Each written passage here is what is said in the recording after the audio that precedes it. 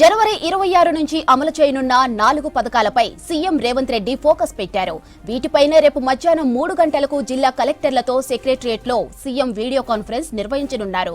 ఇక రైతు భరోసా, రేషన్ కార్డులు, ఇందిరమ్మ ఆత్మీయ భరోసా, ఇందిరమ్మ ఇళ్లపై డిస్కస్ చేస్తారు. జనవరి 26 నుంచి అమలు చేయనున్న 4 పథకాలపై సీఎం రేవంత్ రెడ్డి ఫోకస్ పెట్టారు. వీటిపైనే రేపు మధ్యాహ్నం 3 గంటలకు జిల్లా కలెక్టర్లతో సెక్రటరియట్లో సీఎం వీడియో కాన్ఫరెన్స్ నిర్వహించనున్నారు. రైతు భరోసా, రేషన్ కార్డులు, ఇందిరమ్మ ఆత్మీయ భరోసా, ఇందిరమ్మ ఇళ్లపై డిస్కస్ చేస్తారు.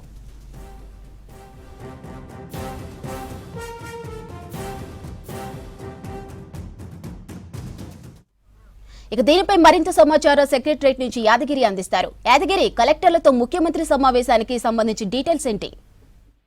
మధురి, రేపు మధ్యాహ్నం 3 గంటలకు సెక్రటరియట్ లో అన్ని జిల్లాలకు సంబంధించిన కలెక్టర్లతో సీఎం రేవంత్ రెడ్డి కాన్ఫరెన్స్ నిర్వహిస్తున్నారు.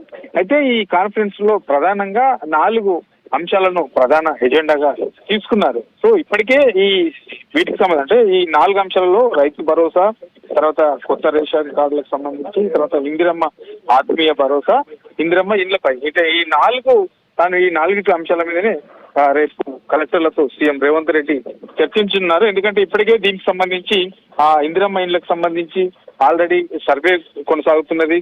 దాదాపు 95% అంటే రాష్ట్ర వ్యాప్తంగా కూడా దాదాపు 95% ఈ సర్వే పూర్తయింది. ఈ సర్వే పూర్తి కాగానే అర్హుల ఎంపిక చేస్తారు. కాబట్టి దీనికి సంబంధించి జిల్లాల వారీగా ఎట్లా ఉన్నది, గ్రామాలలో ప్రజల నుంచి ఎలాంటి అభిప్రాయాలు వస్తున్నాయి, ఇంకా అందులో ఏమన్నా రెక్టిఫై చేయాల్సిన అవసరం ఉందా, ప్రజలు ఎలాంటివి ఈ ఇందిరమ్మ ఇళ్లకు సంబంధించిన దాంట్లో సర్వేకి వెళ్ళినప్పుడు అధికారులతో ఎలాంటి క్వశ్చన్స్ రేజ్ చేస్తా ఉన్నారు, ఇంకా మనం ప్రభుత్వం తరపు నుంచి ఏం మార్పులు చేర్పులు చేయాల్సిన అవసరం ఉంటుంది అనే దాని మీద కూడా చర్చించే అవకాశం ఉంటుంది. ఇక వీటితో పాటు రైతు భరోసాకు సంబంధించి రైతు భరోసా, రేషన్ కార్డులు, తర్వాత ఈ ఇందిరమ్మ ఆత్మీయ భరోసాకు సంబంధించి సో ఈ 3ంటికి సంబంధించి సీఎం రేవంత్ రెడ్డి ఇప్పటికే వీటిని జనవరి 26 నుంచి అమలు చేస్తామని చెప్పేసి ప్రకటించారు. కాబట్టి ఇక ఈ 3 అంశాలకు సంబంధించి విధి విధానాలు ఎట్లా ఉంటే బాగుంటుంది, తర్వాత జిల్లాల వారీగా అభిప్రాయాలు ఎట్లా ఉన్నాయి, రైతుల నుంచి అభిప్రాయాలు ఎట్లా ఉన్నాయి, ఏ జిల్లాలో ఎక్కువగా ఈ రేషన్ కార్డులకు సంబంధించి కానీ, తర్వాత ఈ ఇందిరమ్మ ఆత్మీయ భరోసాకు సంబంధించి